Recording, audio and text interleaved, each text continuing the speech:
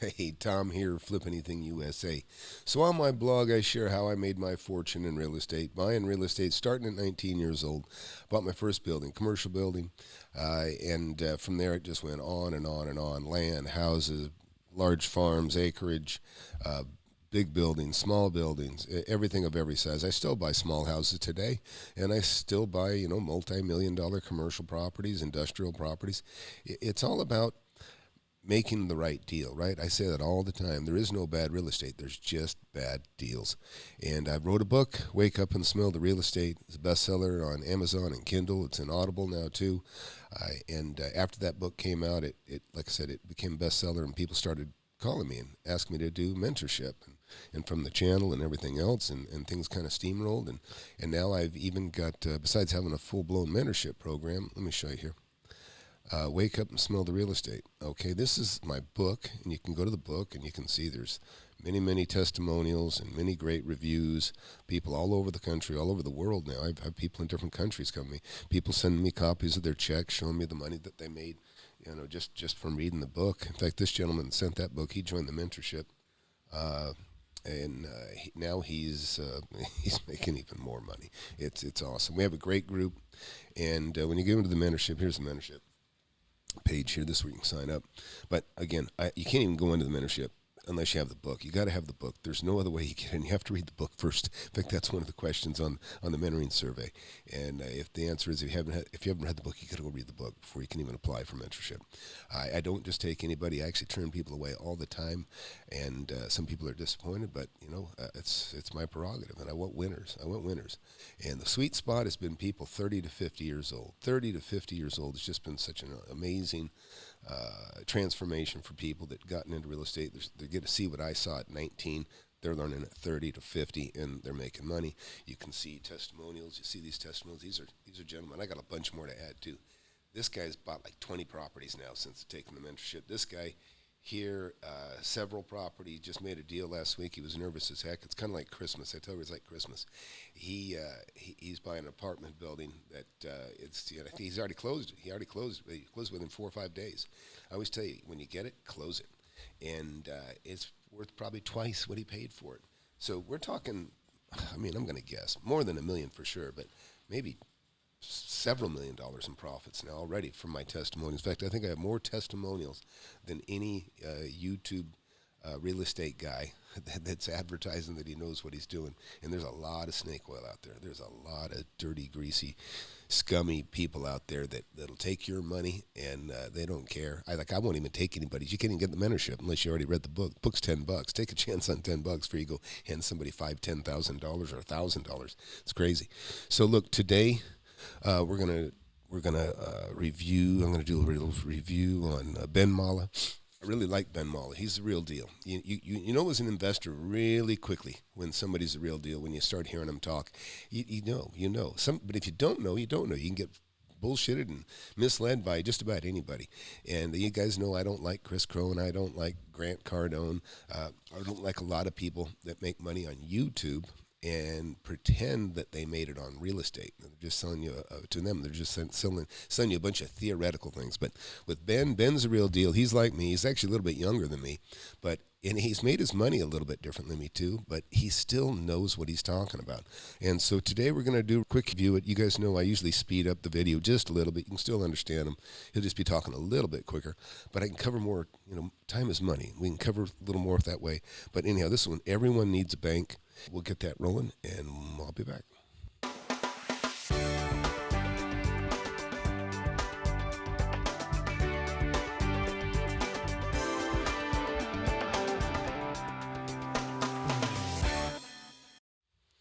All right, so let's get this going. I'm going to speed Ben up. Yep, I got him to 1.25 speed, and I might take him up to 1.5. But let's just go ahead and listen, and I'll just throw in my 2 cents where it's appropriate. I think he's got great advice, but sometimes he leaves some holes where I can add a little more.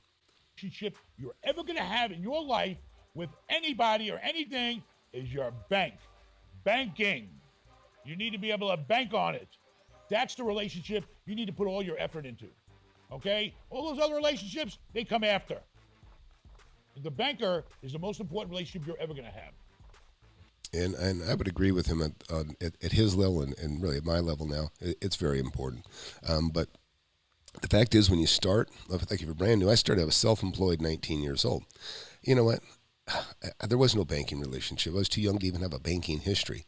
So the only option I really had at that point was finding a great deal and finding somebody else that had money to help me buy with me, or find a great deal and find a great deal that I could assign the deal to, or find a great deal and get it owner financed. And the first property I ever bought, was owner financed, $110,000 for a 6,000 square foot commercial property, and that was my beginning. So banks is important, but there's also such a thing as owner financing, and where the person is the bank, and you don't have to qualify for that. You just have to sell yourself. Where with the bank, you actually have to show proof of history, to look at your debt to income ratio and stuff like that. But so let's keep going. So what do? You start a relationship. There's plenty of bankers out there waiting. Okay, you got to be able to prove to the bank that you're worthy and not a credit risk, okay? Your credit and your bank is the two things you need in life to succeed. No matter who you are, what you are, unless you're a gazillionaire, okay, you need banks. Because even if you are a billionaire, you're going to be doing billion-dollar deals. You're not going to want to risk your billions. You're going to want to use the bank's billions. Yeah, he's right. It's all relative. So, it doesn't matter if you've got a few $100,000 in real estate or, a few $100 million. It's the same. So if you want to have a good relationship, you need to sit down with a banker, okay? That's the most important thing. Because without them, you're never going to grow. You're never going to have shit, okay? You sit around, you pay off this property. Oh, I don't own nothing on this property. Well, then you're a schmuck, okay? Because you're never going to grow. Sitting around not owing nothing just keeps you in that position. You're never going to grow. Yeah, and he's right about that. It's very important. Listen, you can over-leverage and you get yourself in trouble. And the older you get, the less inclined you are to get over leverage, and I'm sure Ben feels the same about that. But the bottom line is, Ben and I both make money on the borrowed money. We make money on the money we borrow, right? If you're paying, just say you're paying 4% for money that you borrow, or if you're buying property that makes 8%, you want to get as much debt on that as you can, especially if you can get it interest only, because then you're making the benefit of all that cap rate, that whole 8% less the 4% you pay the bank. So imagine you borrow, just say you borrow, buy a $2 million property, and you put let's say you put $500,000 down, and you borrow $500,000. Well, now you're making 8% on your $500,000, and on the other $500,000, you're splitting the 8% with the bank. They get 4, you get 4. So see, that's what he's talking about. You can't sit idle with your money. You gotta reinvest, but you gotta borrow. And the more money you have, the more you can borrow. So let's keep watching. Okay, if you go out and you buy something for $100,000, you're going to pay the bank $250 a month. Now you got to go out with that $100,000 and make it into $200,000. People do it every day, every single day. There are people out there buying something and making plenty of money with the bank's money. And if you only got $100,000 in the bank, what do you do? Risk every goddamn dime you got? Listen, go to the bank and get a relationship, okay? Whatever it takes, they'll tell you what it takes. It's easy. It's not like a woman. They'll tell you right off the bat, this is what I need to have me in a relationship. With the women, you got to guess half the time. Agreed. And once you got the bank's relationship, everybody wants to have a relationship with you. So go to the bank, give them whatever they want, show them who you are, and build that relationship. And you don't start at the top. It took me time. When I first started, I started down here. I had a borrowing ability of maybe a couple of $100,000. So look, when I started, he actually, and there's another video I'm going to review where he talks about having a mentor and how important that is. And that's why I offer a mentorship. I didn't have a mentor, okay? I started 19 years old, no mentor. I just had desire, and I come from very modest means, welfare, family for a while. We were younger. I got the powdered milk and the free lunches in school and the shitty hand-me-down clothes. And so I was plenty incentivized to get out and make money and make a better life for myself, or, make more money than I did, certainly than my parents did. Well, when you start, I didn't start with a few $100,000. I started with zero, okay? I was renting, and it was actually by chance the place that I went to go rent, I had an opportunity to buy, and we made a terrible offer, $10,000 down in 6 months. In other words, I agreed to buy it with $10,000 down, owner carried, but I would have a 6-month escrow. So I, with about maybe $200 to $500, I don't remember now, but I put $200 or $500, probably $500 down. And I got to take possession of the property because I made them concerned that, there could be, vandalism and that sort of thing. I said I'd take care of the property, make sure, keep the riffraff out. It's kind of a rough area a little bit. And so they made the deal. And so I had 6 months to come up with the $10,000. Well, I moved into the building and immediately wasn't paying rent. In fact, I moved my personal self into the building, lived in the building, as well as my little business, which was a cabinet shop I just started. And so look, 19, when you start a brand new, cabinet shop, you have no credit, you have no history because you're so young, so you have nothing. A bank would just tell me, go get a couple of years experience of working, show us that you make some money, and then come back. So I was so early. It was too early for me to begin with the bank. And I know how that can be for some of you too. And some of you may have just blown it. Maybe you're 30 years old and you screwed your credit up. Well, it's okay. It's like you're 19 again, but you can still make money. Get my book, and you'll quickly realize how quickly you can make money. Or just watch my videos. You're not buying my book, but it's $10. It'll shortcut you a lot. But so anyhow, so he's starting with several $100,000. I started with $0. You do need a bank though. At his level, and when I got to where I had a few $100,000 in value of worth, then it was important that I had a bank. Let's keep watching. All right, and then you do that for a while. Then a couple of hundred turned into a couple of million. All right, and then a couple of million hopefully turned into 20 million, and so on, as high as you want to go. But you got to start at the bottom and work your way up. But without the bank, you're not going to make it very far. I'm going to tell you right now. Everyone in the bank's mind or eyes has a value. You're a value, okay? It may sound cold. It may sound impersonable. It's business. Yep. You're nothing but a number, okay? You lay yourself on my life is on a piece of fucking paper. One page tells the bank my whole life, your personal financial statements, all right? And that's what you want to target in life and growing, all right? It's going to start off with one line or 2 lines. I own this. I got this much in the bank. This is what I owe. The bottom line is what you're worth, okay? That's what they look at. So they want to see what you're worth, and they want to see what your they want to see your cash flow too. In other words, they want to see what your equity is in all these properties you own, and they also want to see what your cash flow is how much money do you have after making your payments? Because some, you can actually have a lot of real estate if you're buying a lot of property and you have short-term notes on it. You can have like a small. Your income looks good, but a lot of it is principal, is the interest, it's the principal that you're paying for every month out of those payments. So, but if you can get it interest only, then you really cash flow, and that's really great when you can get into that position where you're just borrowing money interest only, and you get to take the benefit of all that money that you make on that property and put it in your personal account. But banks kind of like to hedge themselves. They like you to have an amortized property. It's amortized over a certain amount of time because that's kind of their hedge that 5 years down the road, not only has the property values gone up, but you've paid the note down. Okay, so that's one of the other things they look at. Let's keep rolling. You need to develop a personal financial statement of your life. Keep track of everything you got, everything you owe, and what are you worth. Most of us start out at a negative. I started in a negative. I owed more than I had. Absolutely. And that's how I started. That's how most people start. That's life. But you got to build it up. If it means getting an FHA loan with only 3% down to get your foot in the door and buying a fourplex and living in one of the units for at least a year, then that's what you do. $3,500 on every $100,000 to close the deal. And if you're a real estate agent and you're smart, okay, I keep trying to tell people this. If you get your real estate license and you find a deal and you want to make that offer yourself, you get a 3% commission. So if you need 3.5% down and you're a real estate agent and you're going to get 3% of the deal coming to you, how much do you need? 0.5%.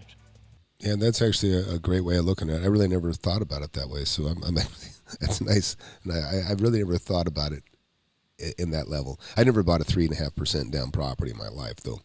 I guess I have, but not through FHA. I was too young, but I could actually. There's a time when you could, and I have done this. I've assumed FHA loans. In other words, you could assume an FHA loan a long time ago. If somebody had an FHA loan in place and you could give them enough money to make them happy that you could take over their note, you could assume it. And there was no questions asked. And that was a beautiful thing. But that doesn't exist anymore. But let's keep listening. $500 on $100,000 because you took a test and you got a license, which is helping your life in other ways too. There's ways you can do things. You just got to get off your ass and say, I'm going to do it. Okay? Yeah, this paralysis by analysis, this is one of the things that just drives me crazy is people just can't stop thinking about getting started. They never get started. They just think about getting started. And believe me, you'll do that for 10 years. Next thing you know, you're 30 years old. You just missed 10 years. You could have made $10 million in 10 years, starting with zero, okay? And so you got to get started. There's just no getting around that. You got to get started. You can make shit happen if you really want to. Will he take the $400K defeasance payment? You know what a defeasance payment is? Nobody knows what a defeasance payment is? Will he take the $400,000 defeasance off the price? Defeasance. Anyway, defeasance means you want to get rid of that loan. But the person that took the loan out already agreed, I'm going to keep that loan for 5 years. So this way, the bank and its investors know for 5 years that money's done. We ain't got to worry about it. This guy's going to pay us our interest payment. That loan's locked for 5 years, a great investment, bam, bam, boom. And he probably gave him a good loan because he guaranteed him 5 years. But let's say something happens. The guy wants to sell the property. The guy needs money, whatever. He needs to get rid of that loan. Well, the only way to get rid of that loan is there's a defeasance clause in the loan documents that give you the right to pay them off, but with a nice stiff penalty. Yeah. Basically, we call that a prepayment penalty. I actually had never heard the term defeasance myself, and I've been doing this longer than Ben actually. So I hadn't even heard of the term defeasance, but I was heard of prepayment penalty, and I've gone into those loans, and they like to lock you down for 5 years if they can. And if you're willing to do it, they'll certainly let you do it. A lot of it is calculated to how much time is left on that loan that they would have made. So when you defease a loan, you're giving them all the money they would have made over the next 5 years or whatever in the future. Now, how can they turn that deal down? They're getting all their money they would have made instead of waiting 5 years. But you get out of the loan, and hopefully you had a damn good reason for defeasing that loan. Well, and here's another way around that, by the way, because look, I've borrowed private money from folks, and they love me. They like that I pay like clockwork. I've sold properties, let's say I've owed $500,000 on, and they'll sign off. They'll take that $500,000 that I owe them, and what we'll do is we'll take that $500,000 and we'll secure it by another property that I own, and now this property sells, and I get all of that cash. I don't have to use that cash to pay them off. I just simply move the collateral. So I re-collateralize that money that I have borrowed. So I wouldn't, in this case, I wouldn't need to defease the property because I would just say, I would transfer it. I would just transfer. I'd say, you can keep the loan in place. We're just going to change the collateral and move it over to something else. And then that way I get the benefit of selling that property, get all that cash out, and move it into another property. That's what I always do. I just 1031 and buy something else. 1031 is you just defer the taxes and buy another property. You're going to pay the tax man someday, but it allows you to keep using that money and build your wealth. So let's keep listening. I've done it many times, but I've always done it because they were other people's loans, and it paid for me to pay off that loan and get rid of it and get a new loan at a lower rate. The whole calculation I had to determine what the defeasance payment is. Typically, it's tied to the 10-year treasury note. And you got to pay the spread. So you go out and you buy the bonds, and then you pay the spread to add to the bonds, and then they guarantee that money. Defeasance is way out of line to what we're talking about. On the first deal, you got to take any money you can get. You got to get in wherever you can. If you can't get an A loan, you can't get a B loan, then you got to take a C loan. Whatever it takes. But the most important thing is you're borrowing the money because you know that you're going to be able to do something with that real estate and make it better and have it add value, and it's a step in the right direction. If you're first starting out, don't buy the dream home. So look, what he's talking, and I'm glad he's the next subject he's going to too. When he says these are an A or a B or a C loan, basically he's talking about it's like it's really what it reflects on you. Are you a risk? Are you a risk? If you've got great credit, you're going to get an A grade loan. It's going to be it's just going to be a low interest rate, and it's going to be, it's kind of like you kind of get a loan based on your value. In other words, people, the richer you are, the more reliable you are, the less you're going to get a lower interest rate because you're just a smaller risk. But as the risk increases, so does the interest rate. And that's just business. That's all business. And anyways, so just want to clear that up. All right. Dreams are for dreamers.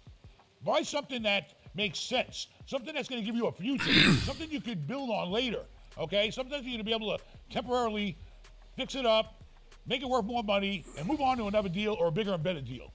So what I always tell people is don't buy anything that isn't worth more than you're paying for it. You know, Ben likes to buy stuff and fix stuff. I do too, but I love buying stuff that's perfect. It's just worth more than I'm paying. That's the best, is when I can buy something that's all the work's already done, but it's just a great deal. In fact, I have several things I'm bargaining on right now. This last week I've been working on. I'm still waiting, hoping, crossing my fingers, something comes back. And on one particular deal, it's one it's a great deal. It's paying 8% cap rate. And these folks it's a solid tenant that's in this building. And I'm getting them to own or carry half the note, half the whole purchase price at 3%. So I'm going to make 5% day one. As soon as we close the deal, I'm making 5%. I don't even know, but you know what it is? It's just they wanted to get some equity out of the property. They wanted to get about $1 million. So it's about a $2 million deal. I'm trying to make it into a $2 million deal anyways. So with that, I'll put $1 million down. I'll get 8% of my million, and then on the other $1 million that I'm borrowing, I'm going to make another 5%. So I'm going to make $50,000 on the borrowed money, and I'm going to make $80,000 a year on the on my cash. So when you do it return on cash, I'm making $130,000 a year on $1 million, and I mean that's 13% return, cash on cash. So that's really important. And also on this subject, like you said, you don't want to buy a property you can't afford the first time. I have a guy in the class. If you guys get in the class someday, you'll meet a lot of these guys that are in there. He bought his second home first. And what we're talking about is the home that he should have graduated to. Like, in other words, he bought his second home. He bought the home that cost more than what he should have spent. And so he bought his second home first. And as a result, he was stuck hard to make the payments, that sort of thing. And I don't know what his motivation might be, kids and family, that sort of thing. But he bought his second home first. And then later, he stretched and he bought his first home second. So he bought what should have been his first home, he bought the second, and he made his second purchase. And then he moved into that one, and then he got things straightened around. He moved into the cheaper home, and then he rented out the more expensive home, and it worked out more equitable for him. And so now he's got a nice investment at the same time, and he's back in, so he got two. So remember, you always got to have two, right? You got to have one to live in, at a minimum, as an investor. You got to have two, one to live in, and one to sell. It's when you retire anyways. You've got to have one to live in, and you got to have other property to sell or rent or whatever. So anyways, let's keep listening. Okay? If you're young and you're first starting out and you're looking for your first deal, don't worry about, there can't be any emotion attached to it. Do it because it makes sense. Because making sense makes dollars. And you need to make a future. And it takes dollars to have a real future. If you like what we're talking about and you want me to talk to you personally, then come on down on April the 8th. We're going to have a big party in Tampa, baby. Go to benmallah.com, reserve your room package today, or Zoom on in. Get around other people like you, people that want to get ahead in life. We're not here to sell you nothing. All I'm selling you is yourself. Yep. Get off your ass and start doing something that's going to create a life for yourself. All right? Everybody needs to have something in life. All right, for the time you're on this earth, you should be accumulating things for your future generations, for the quality of your life, okay? The time that you're here, it's better to be here with money than not. Trust me, I've been both ways. Having money can be a headache, but it beats the hell out of not having it. When you have money, you can help yourself, you can help other people, you can help me by coming down to the Holiday Inn on April the 8th and renting a room, baby, because we even need help. Everybody needs help. Are we going flat broke? No, but why even go down if we don't have to? Going down, I only want to go up, up, up. They come after. So, anyways, that was a good video, Ben, and great advice. And I just add to that, same thing. Look, he's you can learn from Ben, of course, and you can learn a lot from me too. Ben has been doing it a long time. He understands. He's a value add guy. I'm a value add guy too, but I'm also somebody that just looks for deals where I don't have to necessarily do work unless I have to. And, if you when I get into my class, you got to, like I said, you got to get the book first. Start with the $10 book, and anyways, he was talking about it's a good group. So look, I do a Zoom meeting just about every Saturday, and I've got sometimes 50 people in there. These are all people that have taken the class. Some took it a year ago, some took it 6 months ago, and everybody's allowed to keep coming back in, and we get together and I take any questions anybody has, but it's really cool because people start sharing the situations and everybody learns from other people's situations. If I help somebody through a deal, everybody gets the benefit. That's why I tell people, that's one of the reasons I did the YouTube channel, or I wrote the book, is because so many people would ask the same questions over and over. I was getting exhausted, doing 100 questions, the same questions, in a month. And it's like, you know what, just get the book. You won't even ask that. It's a dumb question. You're not going to ask that dumb question. So get some knowledge. That's so important. You got to build your brain, and then you build from there. And like I say, these guys, you can see here, these guys, this guy's bought over 20 properties now. This guy's bought several. And these guys, he's like 40 to 50 years old. This young guy here, he's in his 30s. He's just killing it. He bought a piece of property. He actually did something I've never done. He bought a property, 100% financed, 0 interest. See? And even Ron up here, he did also. And Trevor called me this morning, or actually texted me yesterday. He's not on here, but he needs to be on there. He just bought a trailer park. He's working on a second. And, I help people through. When you get in my mentorship, you get my phone number, okay? You get my real personal cell phone number. And I just say, text me. But it's called critical support because you're going to know what to do. You're not going to ask me any dumb questions. That's the beauty, is nobody asks me any dumb questions anymore. They ask great questions.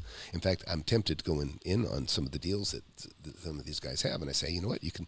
In fact, I've got a local guy too that's in my class, Chris. He's already bought 3 or 4 properties, doing Airbnbs. Everybody makes money different ways. Like I say, Ron up here at the top, he's killing it with buying properties that are under market, but he's keeping most of them. And he's getting his money back out of them. He puts 40, 50,000, and then he takes about 70 out, and then he's got a profitable rental that's making $500, $600 a month, and he's doing that over and over again. And you're making money on the borrowed money, and you're putting cash in your pocket. So, anyways, hey, thanks for watching. FlipAnythingUSA.com. You can go there. You can check this stuff out. And please subscribe. Please subscribe to the channel, and you won't be sorry, I promise. And thanks for watching.